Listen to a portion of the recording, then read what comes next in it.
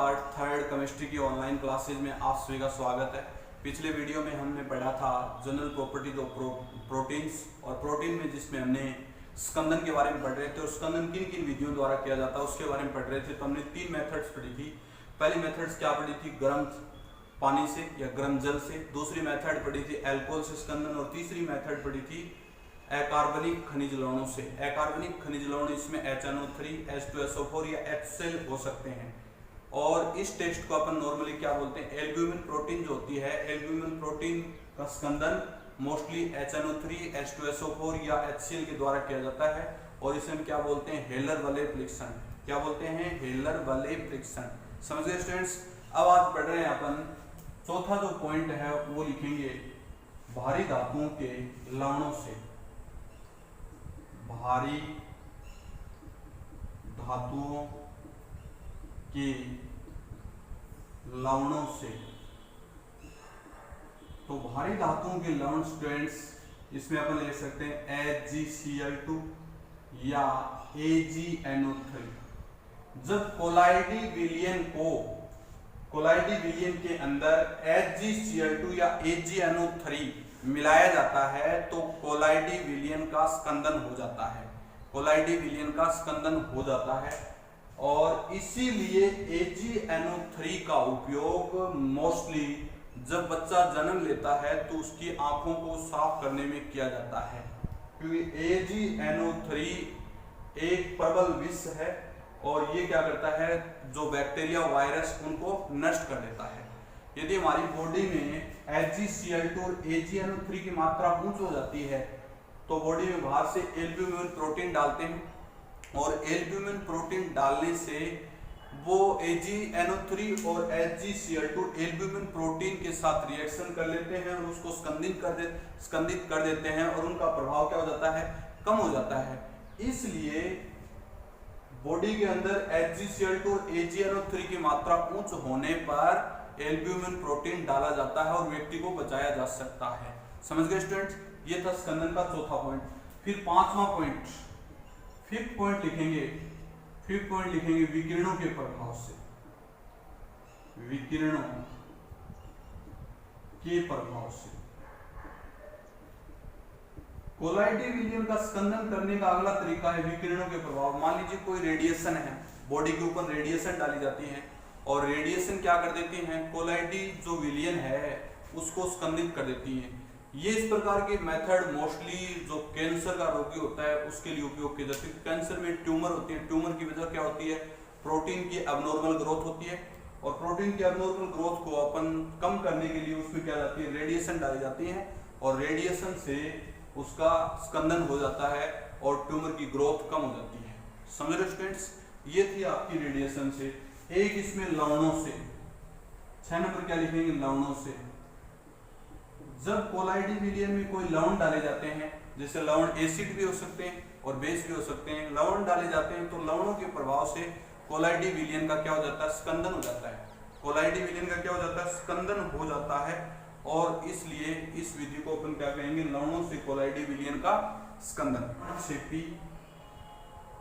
लवण छेपी या sorting out. अगली विधि है लवण छेप या सॉर्टिंग। प्रॉपर्टी में अगली विधि अपन 5 प्रॉपर्टी पढ़ ली, छठी प्रॉपर्टी है लवण छेप या सॉर्टिंग आउट। देखो स्टूडेंट्स, इसमें क्या होता है? कुछ लवणों की सहायता से कोलाइडी विलयन का अवक्षेपण हो जाता है। कुछ लवणों की सहायता से कोलाइडी विलयनों का अवक्षेपण हो जाता है। अवक्षेपण हो जाता है एवं यदि उनमें पुनः कोई कोलाइडी विलयन मिलाया जाए तो वह पुनः कोलाइडी विलयन की तरह बिहेवियर करने लग जाते हैं। अवक्षेप पुनः कोलाइडी विलयन में बदल जाता है और ये प्रक्रिया एक प्रकार से स्कंदन के विपरीत है। स्कंदन तो क्या होती है, अनुत्क्रमणीय होती है, परंतु ये प्रोसेस क्या होती है, एक उत्क्रमणीय प्रोसेस है।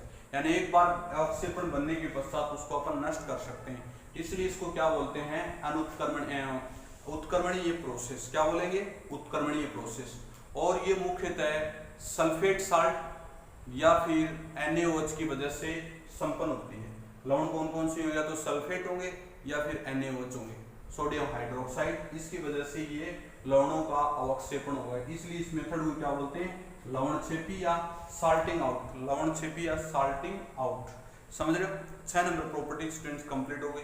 अब 7 नंबर में देखें स्टूडेंट्स, जल अपघटन। 7 नंबर में क्या लिखेंगे, प्रोटीनों का जल अपघटन। यहां लिखेंगे 7 नंबर प्रॉपर्टी, प्रोटीनों का जल अपघटन। क्या लिखेंगे, प्रोटीनों का जल अपघटन। तो स्टूडेंट देखो, प्रोटीन का जल अपघटन जब करवाया जाता है, जब प्रोटीन का जल अपघटन करवाया जाता है तो अमीनो एसिड्स बनते हैं। क्या बनते हैं, अमीनो एसिड्स। सपोज दैट कोई प्रोटीन है यहाँ पर, यहाँ लिखेंगे इसमें NH, यहाँ लिखेंगे CH2, यहाँ लिखेंगे CO, यहाँ लिखेंगे NH, और यहाँ लिखेंगे CH2, और यहाँ लिखेंगे CO, और आगे लिखेंगे इस प्रकार से। ठीक है भाई। अब देखो ये पेप्टाइड है, इसको क्या बोलते हैं, पेप्टाइड। क्या बोलते हैं, पेप्टाइड्स।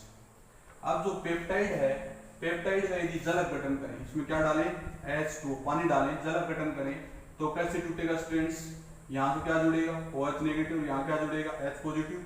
तो अपने पास क्या बनेगा, यहाँ पर लिखेंगे H फिर CH2 और C डबल बॉन्ड OH। समझ गए। फिर H फिर CH2 और आगे क्या लिखेंगे, C डबल OH। तो इस प्रकार से देखो 2 अमीनो एसिड बन गए।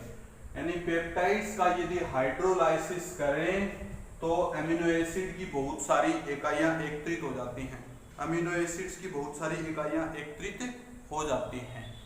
समझ रहे हो। नेक्स्ट हेडिंग डालेंगे ऑक्सीकरण, ऑक्सीडेशन, ऑक्सीडेशन।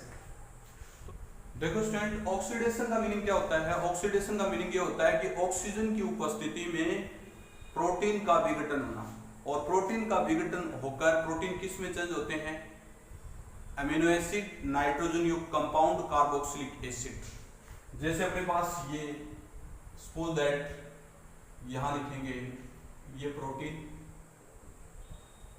और इसको मैं CH2 COOH ऐसे लिख देता हूं, या फिर डायरेक्ट OH। ठीक है। तो देखो स्टूडेंट्स क्या बनेगा, एक तो ये बन जाएगा, ऑक्सीडेशन होगा तब, एक तो हो जाएगा NH2 CH3 plus CO2।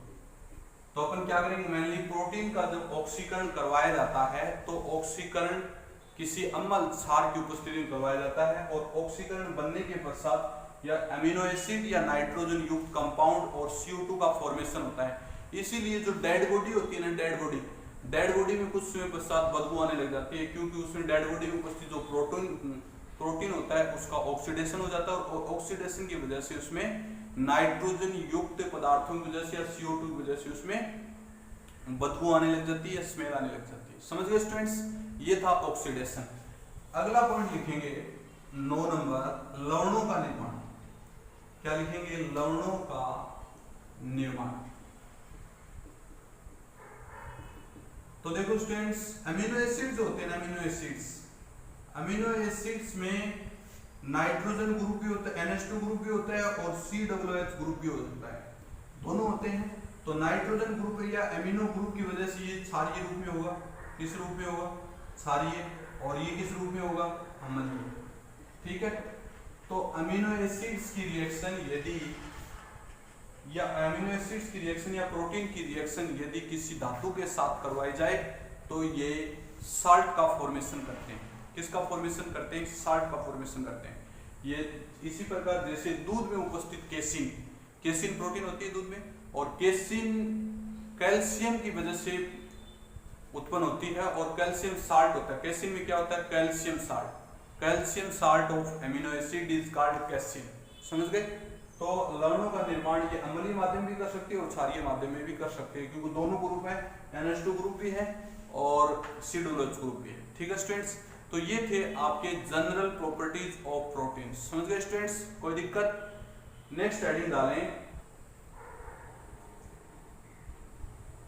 Colour test of proteins.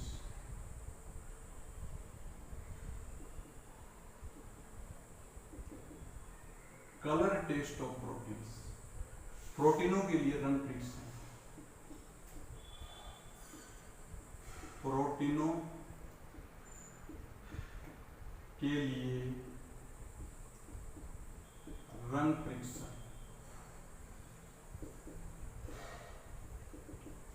क्या लिखेंगे? प्रोटीनों के लिए रंग परीक्षण।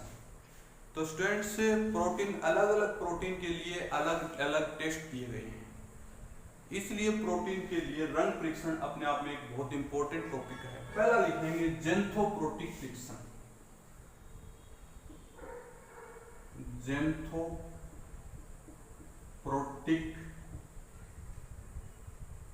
परीक्षण।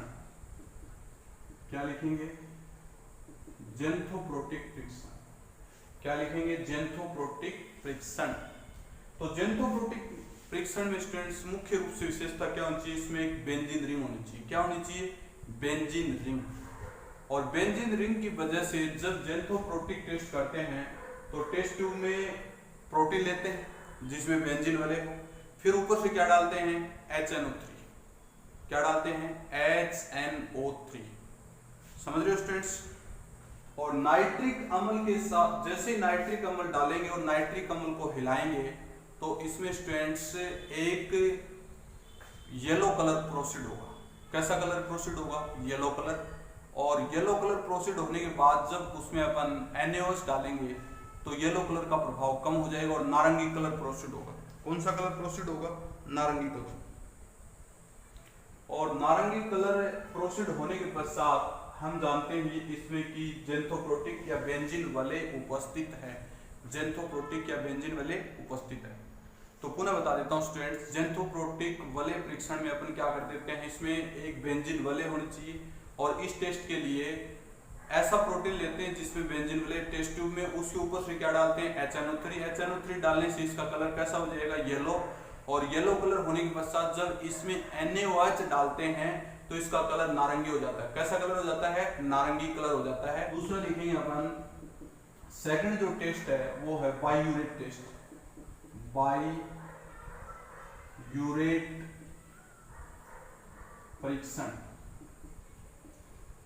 इस परीक्षण में स्टूडेंट्स क्या करते हैं? प्रोटीन के अंदर NaOH तथा कॉपर सल्फेट मिलाते हैं। NaOH तथा कॉपर सल्फेट क्या मिलाते हैं? NaOH प्लस कॉपर सल्फेट मिलाते हैं, जिसकी वजह से जो कलर होता है वो कलर बैंगनी रंग का प्राप्त होता है। तो उसे बोलते हैं बाइयूरेट टेस्ट। क्या बोलते हैं? बाइयूरेट टेस्ट। ठीक है स्टूडेंट्स। थर्ड अपन लिखते हैं मिलन परीक्षण। मिलन परीक्षण। तो स्टूडेंट मिलन अभिकर्मक क्या होता है? मिलन अभिकर्मक देखो, मिलन अभिकर्मक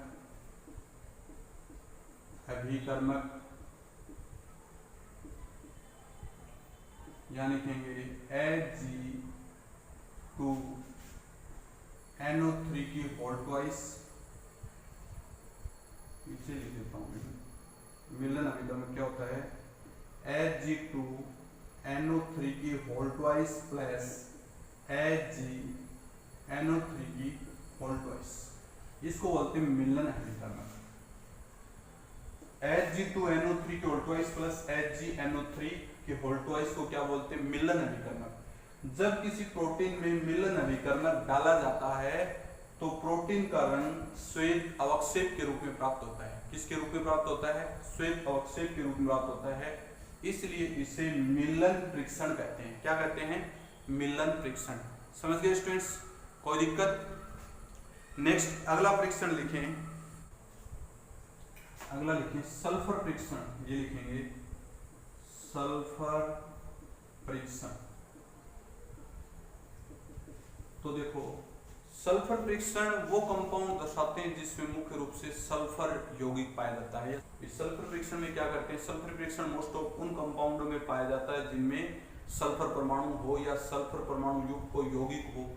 तो इस प्रकार के यौगिकों में अपन क्या करते हैं, NaOH प्लस लेड एस्टेट मिलाते हैं और NaOH और लेड एस्टेट मिलाने से उसका कलर ब्लैक प्राप्त होता है। कैसा कलर प्राप्त होता है, ब्लैक कलर प्राप्त होता है, तो इसलिए इसको बोलते हैं सल्फर टेस्ट।